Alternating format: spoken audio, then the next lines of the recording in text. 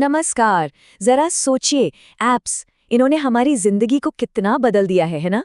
लेकिन क्या हो जब यही एप्स सरकार चलाने का तरीका ही बदल दे।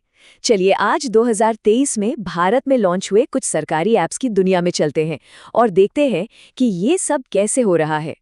कभी सोचा है कि हम एक दिन में कितने ऐप्स यूज कर लेते हैं? मतलब सुबह उठने से लेकर रात को सोने तक। कैब बुक करनी हो, दोस्तों से बात करनी हो, सब कुछ तो ऐप्स पर ही है। गिनती करना भी मुश्किल है, सही कहा है ना? बस यही सवाल हमें आज के हमारे टॉपिक पर ले आता है। सोचिए, अगर सरकार भी इसी तरह ऐप्स पर चलने लगे तो। और भारत सरकार ठीक यही कर रही है। अपनी सर्विसेज और सुरक्षा सब कुछ अब सीधे हमारे फोन तक पहुंचा रही है। चलिए इस डिजिटल बदलाव को थोड़ा और करीब से समझते हैं। तो इसका मतलब क्या है? इसका सीधा सा मतलब है कि अब शासन मतलब गवर्नेंस हमारी जेब में आ गया है। ये कोई छोटी मोटी बात नहीं है। ये एक पूरी नई सोच है जहाँ सब कुछ बस एक क्लिक की दूरी पर है। और जो आज हम बात कर रहे हैं वो इस लिस्ट पर आधारित है। ये 2023 में भारत में लॉन्च हुए नए सरकारी मोबाइल ऐप्स हैं। देखिए, ये सिर्फ एक लिस्ट नहीं है। ये ऐप्स दिखाते हैं कि गवर्नेंस को बदलने के लिए कितने अलग-अलग तरीकों पर काम हो रहा है। जैसा मैंने कहा, ये सिर्फ कुछ अलग अलग ऐप्स नहीं है, बल्कि एक बहुत बड़ी स्ट्रैटेजी का हिस्सा है। एक ऐसी रणनीति जो सरकार को सरकारी दफ्तरों से निकालकर सीधे हम सबकी जेब में, हमारे फोन में पहुंचा रही है। तो सबसे पहले बात करते हैं सबसे जरूरी चीज की, सुरक्षा। इस डिजिटल दुनिया में हमारी सेफ्टी सबसे ऊपर है। तो सवाल ये है कि सरकार इसे पक्का करने के लिए क्या कर रही है। हम सभी को एक डर हमेशा रहता है, फोन खोने का या चोरी हो जाने का। ये एक बहुत बड़ी टेंशन है। बस इसी प्रॉब्लम का सॉल्यूशन है संचार साथी ऐप। इसे इसीलिए बनाया गया है। ये ऐप न सिर्फ हमारे कीमती डिवाइस को ढूंढने में मदद करता है, बल्कि ये भी पक्का करता है कि हमारा पर्सनल डेटा किसी गलत हाथ में ना जाए। अच्छा, यहाँ पर ना सुरक्षा के दो अलग अलग एंगल देखने को मिलते हैं। एक तरफ है संचार साथी, जो हमारे खोए हुए फोन को ट्रैक और ब्लॉक करने में मदद करता है। मतलब ये डिवाइस की सेफ्टी के लिए है। और दूसरी तरफ है डिजिटल सेंटिनल ऐप। ये हमें फ्रॉड कॉल्स और एसएमएस से बताता है। मतलब अगर कोई अनचाही या धोखाधड़ी वाली कॉल आती है तो उसकी रिपोर्ट हम सीधे इस ऐप से कर सकते हैं। और देखिए, बात सिर्फ डिजिटल सेफ्टी की नहीं है, हमारी फिजिकल सेफ्टी भी उतनी ही जरूरी है। जैसे कि सचेत ऐप, जो हमें बिजली गिरने जैसी कुदरती आफत से पहले ही अलर्ट कर देता है। या फिर रेल सुरक्षा ऐप, जिससे ट्रेन का सफर पहले से कहीं ज्यादा सेफ हो जाता है। और दिल्ली पुलिस का नेत्र ऑनलाइन ऐप तो कमाल ही है। ये एआई यानी आर्टिफिशियल इंटेलिजेंस की मदद से क्रिमिनल्स की पहचान करके कानून व्यवस्था को और भी मजबूत बना रहा है। चलिए अब सुरक्षा से आगे बढ़कर उन सेक्टर्स की बात करते हैं जो हमारे देश की रीढ़ की हड्डी है, यानी खेती किसानी और हमारा पर्यावरण। देखते हैं कि टेक्नोलॉजी यहाँ क्या कुछ नया कर रही है।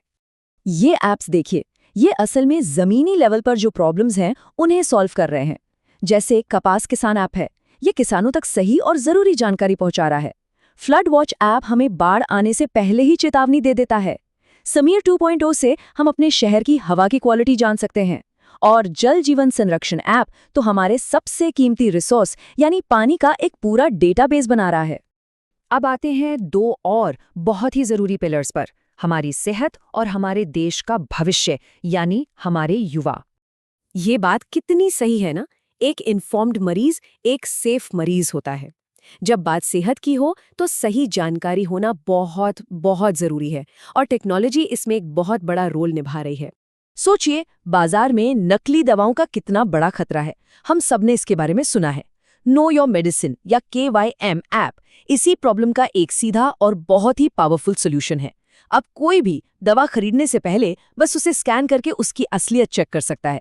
इससे सेहत की सुरक्षा कितनी बढ़ जाती है। हेल्थ के बाद अब बात देश के भविष्य की, मतलब हमारे युवाओं की। आज की जनरेशन तो पूरी तरह से डिजिटल है और उन तक पहुंचने का सबसे अच्छा तरीका भी डिजिटल ही है। माय भारत ऐप इसी दिशा में उठाया गया एक बहुत बड़ा कदम है। ये 15 से 29 साल के नौजवानों के लिए सिर्फ एक ऐप नहीं है, बल्कि एक पूरा प्लेटफॉर्म है। यहाँ उन्हें वॉलंटियरिंग के मौके मिलते हैं, इंटर्नशिप्स मिलती हैं, सोशल इवेंट्स से जुड़ने का मौका मिलता है। एक तरह से ये उन्हें देश के विकास में अपना योगदान देने का एक रास्ता दिखाता है।